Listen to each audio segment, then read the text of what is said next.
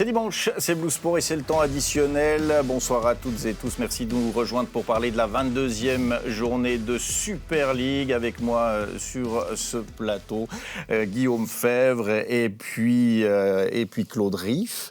Bonsoir messieurs, on a passé tout le dimanche ensemble. J'ai envie de vous demander, Claude, qu'est-ce que vous retenez comme image de ce dimanche ? L'image, c'est le Winterthur qui fête un point au Charmy. Parce que pour Servette, c'était quand même un virage important. Il y a 2 et 4 points d'avance sur les équipes européennes. Et puis, il aurait pu avoir quand même 2 supplémentaires en recevant le dernier à la maison. Donc, j'étais assez surpris, je dois dire, de ce résultat. Avec un très beau but, ça, on le verra. Je vous pose la même question, Guillaume. Moi, c'est plutôt au Lugano au final, parce qu'on parle de Lugano, on avait un pressentiment que Bâle avait toutes ses chances de son côté aujourd'hui, et puis Lugano gagne 2-0, doit en principe gagner ce match aussi, donc c'est un adversaire qui reste redoutable, qui est tellement difficile aussi à jouer au Cornaredo, donc un adversaire qu'il faudra suivre aussi dans les prochaines semaines pour la place du top 3. Alors on va parler de ces 2 matchs, de Servette contre Winterthur, de Lugano contre Bâle. On commence par le premier match qui avait lieu en ce dimanche après-midi, c'était Lucerne-Getse. Le résumé de cette rencontre est signé Nicolas Emmenegger. Vent, froid, conditions difficiles donc à Lucerne, où la patience a été de mise avant de voir un gardien en difficulté. Il a fallu attendre la 28e minute pour cela. Titulaire pour la 4e fois de suite, Loretz s'interpose sur une frappe de Bola. Frappe suivie d'une tentative manquée de Chabani, pourtant bien placée. De quoi lancer la rencontre, puisque dans les minutes qui suivent, les joueurs de Mario Frick, à leur tour, s'approchent dangereusement de Moreira. D'abord sur un centre-tir de Friedek, puis une tentative détournée de Meyer. Enfin, Schurf manque a priori le plus facile, à quelques mètres de la cage adverse. Le portier de Getse n'a pas eu à intervenir, au contraire de Loretz, impérial face à Dadashov. Le gardien lucernois n'a pour l'instant encaissé que sur penalty en Super League, et cela reste ainsi après 45 minutes. Et c'est encore le cas 8 minutes après le retour des vestiaires, sur un essai cette fois cadré de Chabani. À partir de ce moment, il n'y a plus qu'une équipe sur le terrain, celle de Mario Frick, qui après 4 nuls en 5 matchs ce printemps, voulait absolument les 3 points. Juste après l'heure de jeu, Schurf se montre plus adroit qu'avant la pause, mais Moreira est sur la trajectoire, puis Klidje un peu court. Ensuite, c'est Meyer qui manque le cadre d'une position favorable. Arrive un coup franc au début du dernier quart d'heure. Proche des 16 mètres, Getse place son mur, puis les Lucernois le leur. Friedek frappe et marque. 1-0, c'est complètement mérité. Au ralenti, on apprécie le travail des joueurs locaux qui empêchent Moreira de savoir où va partir le ballon. Lucerne ne lâche pas son os et reste menaçant jusqu'au bout, avant de fêter sa victoire avec les 12 500 spectateurs présents, réchauffés par la prestation de leur équipe. C'est une victoire importante. Le coach nous a parlé à la mi-temps parce qu'au début du match, je trouve qu'on n'était pas trop dedans. Et je trouve qu'en deuxième période, on a pu pousser et on a pu marquer le 1-0. Qu'est-ce qui a fait cette différence? Est-ce que ce FC Lucerne a été remobilisé? L'entraîneur vous a dit quoi à la pause? Il nous a dit au vestiaire qu'il fallait pousser et qu'il fallait être plus concentré sur le deuxième ballon et attaquer à fond. Et je trouve qu'on a pu attaquer beaucoup en deuxième mi-temps. On a eu des occasions, mais on a pu marquer ce coup franc et l'essentiel c'est qu'on a pris les 3 points. La solution est effectivement venue sur ce coup franc de Friedek. Guillaume, vous avez souhaité revoir cette action parce que selon vous, le placement et l'attitude de Moreira sur cette action précise, sur ce coup franc, ne sont pas exempts de tout reproche. Non, et puis voilà, on dit souvent côté gardien, c'est exclu. Moi, j'avais un entraîneur, Claude Riff, qui m'interdisait de prendre les coups francs côté gardien. C'est vraiment cette position-là qui m'interroge, très centrale. En plus de ça, il fait le premier pas pour anticiper aussi le ballon enroulé sur le mur. C'est pas tant le premier pas qui me gêne, moi c'est vraiment la position. Là on voit il a la vision du ballon, mais au final il est trop loin. Il était beaucoup trop axial. Il invite même Friedek à shooter côté gardien parce qu'il y a vraiment trop de place de son côté. Ouais, les Lucernois qui ont joué le coup en plaçant ce mur Voilà, et en s'enlevant au dernier moment. Et puis il y a ces 3 joueurs qui sont là pour gêner Moreira, qui aurait dû aussi être une indication supplémentaire pour dire, pour faire comprendre à Moreira qu'il fallait vraiment garder ce côté-là. On a évoqué, Claude, en avant-match, le fait que Lucerne faisait des matchs nuls à répétition. Là, ils gagnent, ils font la bonne opération, mais ils n'avaient plus gagné chez eux depuis octobre de l'année passée. Oui, effectivement, ils n'ont pas une statistique flamboyante pour une équipe. D'habitude, tiens, Lucerne, il y a toujours 10, 15, 18 000 personnes. Et puis, voilà, je pense que là, c'est un peu plus conforme. Mais comme l'a dit aussi Beloko à l'interview, ils n'ont pas été très bons en première mi-temps. Ils ont de la peine à démarrer leur match. Et puis, heureusement que c'était Getse et pas un adversaire peut-être un poil plus fort, parce que Lucerne n'aurait pas gagné. Ouais, l'impulsion de Max Meyer aussi, qui a réussi à lui seul quasiment à tourner le match. Lucerne donc qui s'impose en 1-0 contre Getse. Le deuxième match auquel nous allons nous intéresser, c'est une rencontre qui s'est terminée il y a quelques minutes. C'était la réception au stade de Genève de Winterthur par Servette. En première mi-temps, pas grand-chose à se mettre sous la dent. Il faut attendre la fin de la première mi-temps pour voir Servette réussir à se créer une première véritable action et à marquer sur cette action avec Johan Séverin là, qui intercepte un ballon et qui a la bonne idée de poursuivre son action pour aller marquer. Oui, il crée le surnombre. On voit aussi 6 joueurs dans les 16 mètres adverses et puis ce surnombre amené par Séverin qui poursuit l'action et puis qui conclut d'un geste vraiment à la manière d'un attaquant. On se dit qu'à ce moment-là, Servette a fait le plus dur. Oui, a fait le plus dur et puis on sait que contre Winterthur, de marquer le premier but, c'est souvent ce qu'il y a de plus difficile. On sait que Winterthur mise sur ces chances-là aussi, marque très peu de buts, donc automatiquement doit encaisser peu de buts.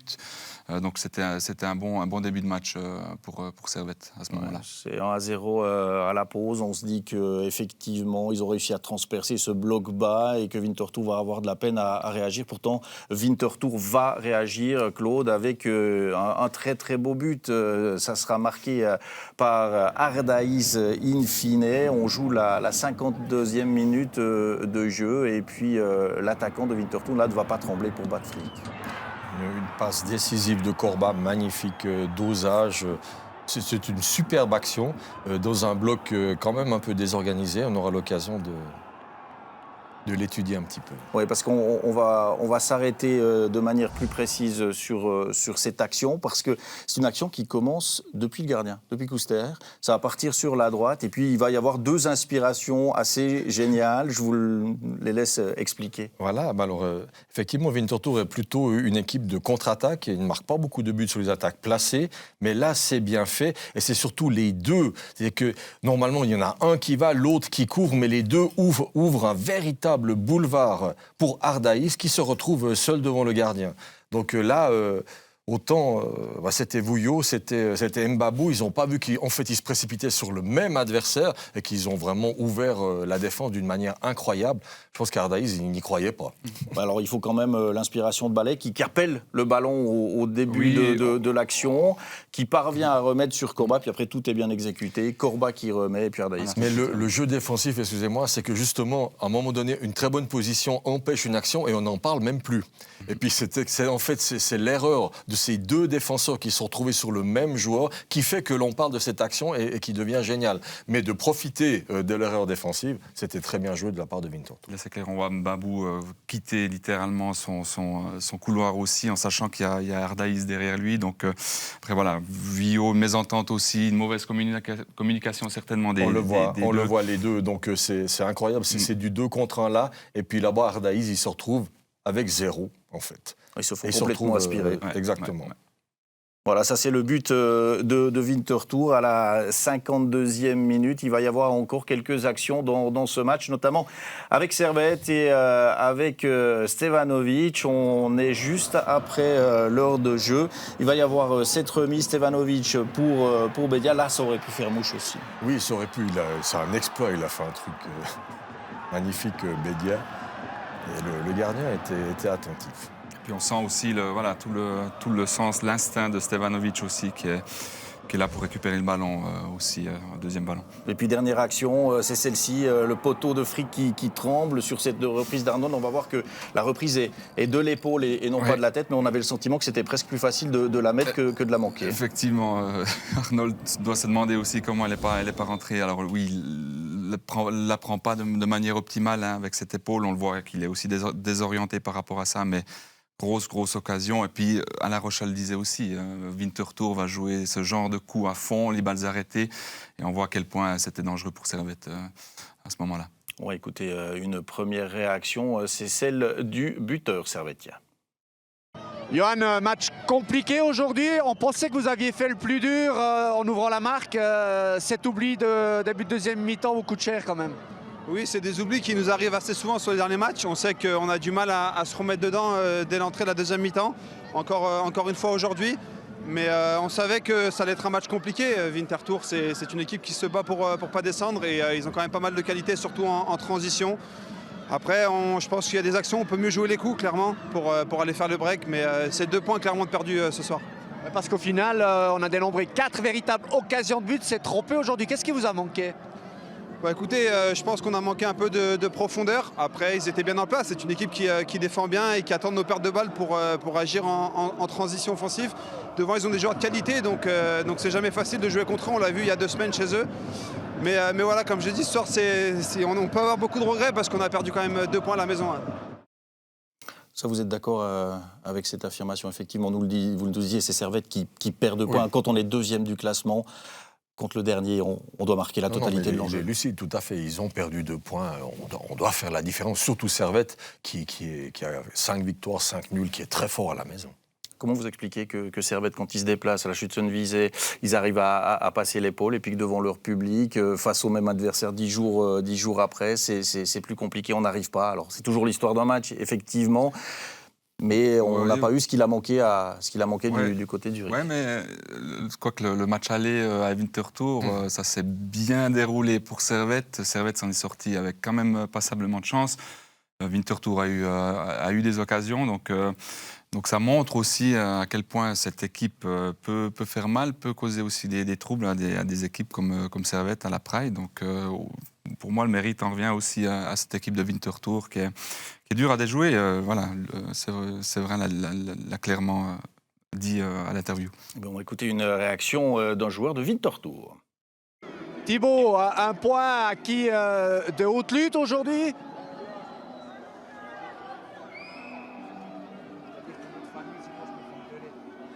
Alors, on va voir si on va retrouver effectivement l'interview de Thibaut Corbat.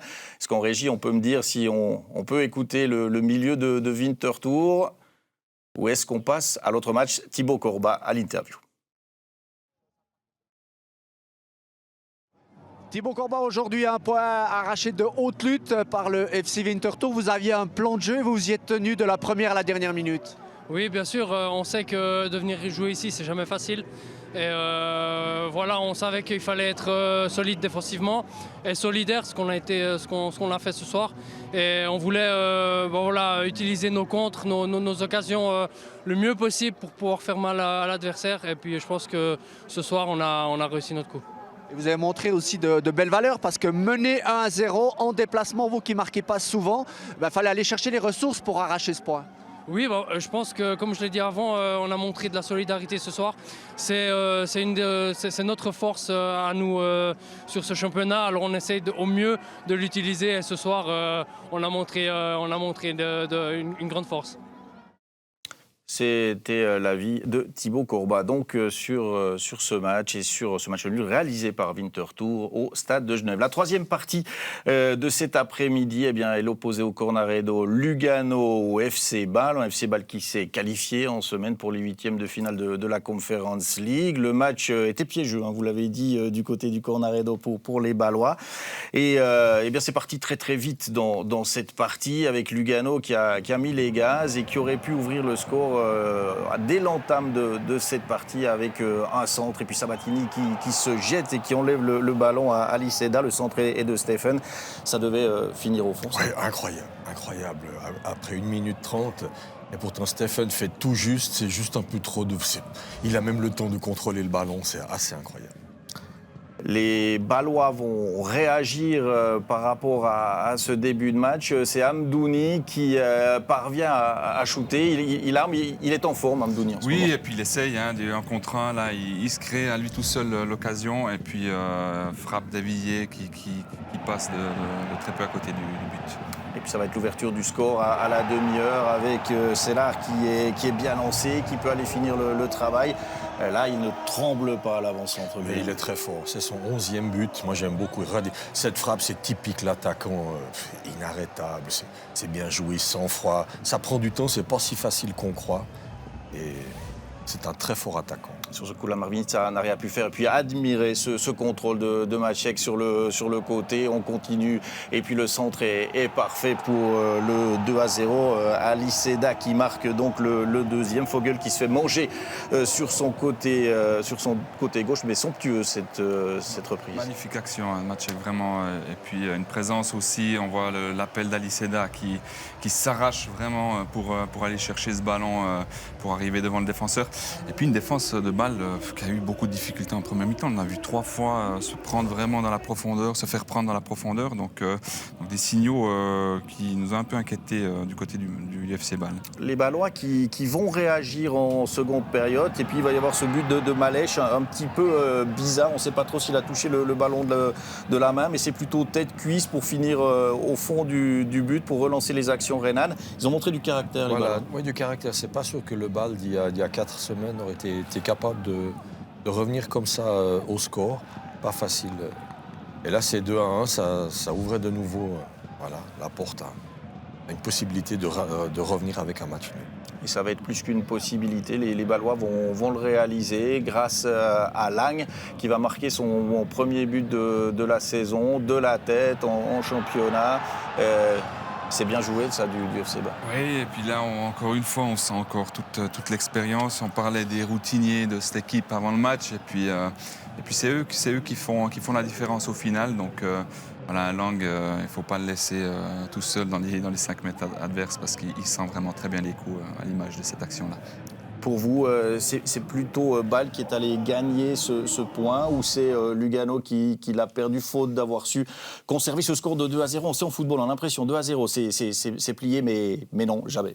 Je pense que Lugano a perdu quand même. Parce qu'on est à la maison, on mène 2-0, Bâle a joué la Coupe d'Europe, donc il y a quand même une certaine fatigue, il a dû jouer un peu. Donc il semblerait en tout cas, comme l'entraîneur de Lugano, je pense, si vous me posez la question, on a perdu vraiment 2 points là aujourd'hui. Bon, c'est quoi, Claude ? On va l'écouter, l'entraîneur de Lugano. Mattia Crocitorti, on vous a vu esquisser un petit sourire à la fin du match. Est-ce que ce point il vous satisfait ou il y a quand même un petit peu de frustration au vu du scénario où vous avez mené 2-0 ? C'est sûr qu'aujourd'hui, il y a des frustrations. Sur le 2-0, nous pouvons gagner le match. Mais Bâle, nous savons qu'il a un grand potentiel offensif. Il a marqué un but de 2-1 et puis il a mis la pression et il a réussi encore à faire un autre but. C'est difficile à l'accepter, mais c'est le football comme ça. Nous connaissons la puissance de Bâle et sa force offensive. Et malheureusement, aujourd'hui, nous ne sommes pas réussi à tenir le 0. Il va comme ça et nous prenons ce point avec Bâle. Il va bien, mais aujourd'hui, nous sommes frustrés.